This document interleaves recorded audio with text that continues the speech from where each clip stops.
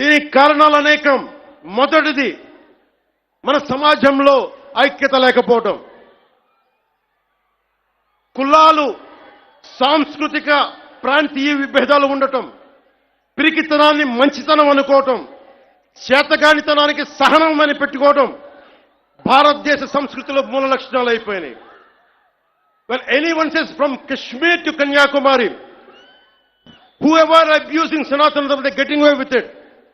Only and because of the reason is in Bharatiya society, in Bharatiya landscape, we don't have the unity, we don't have the integrity.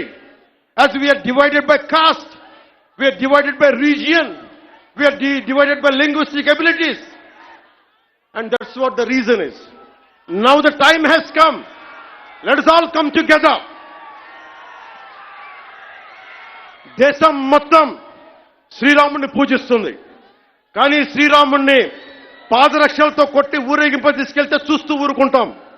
గదుల్లో కూర్చొని ఏడుస్తాం.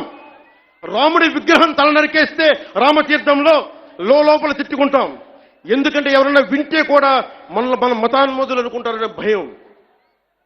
రాముడు ఉత్తరాది దేవుడు, ఆర్యుడు అనే తప్పుడు సిద్ధాంతాన్ని మనకి ముందు తీసుకెళ్తా ఉంటారు. మనం భయంతో మాట్లాడం. చెప్పాలా, ఈ దేశం మూల సంస్కృతికి వెన్నెముక శ్రీరాముడు. రాముడు ఉత్తరాది దేవుడా, మనందరి దేవుడు కాదా? రాముడు ఏ ఛాయలో ఉంటాడు?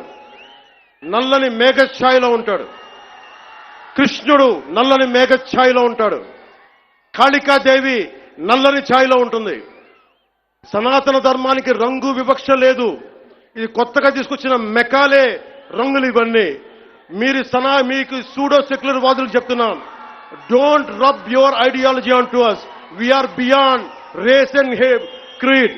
We are beyond.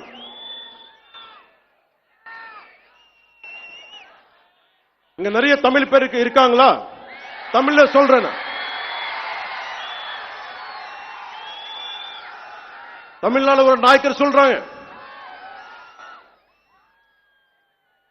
சனாதன தர்மம் கம்ப்ளீட் ஒரு வைரஸ் மாதிரி, அதை எங்க நாச பண்ணணும் சொல்றாங்க. இது ஞாபகம் வச்சுக்கோங்க. Whoever said this, let me tell you, sir, you cannot wipe out Sanatana Dharma. I will tell you why. By the end of my speech, I will tell you why you cannot wipe out Sanatana Dharma.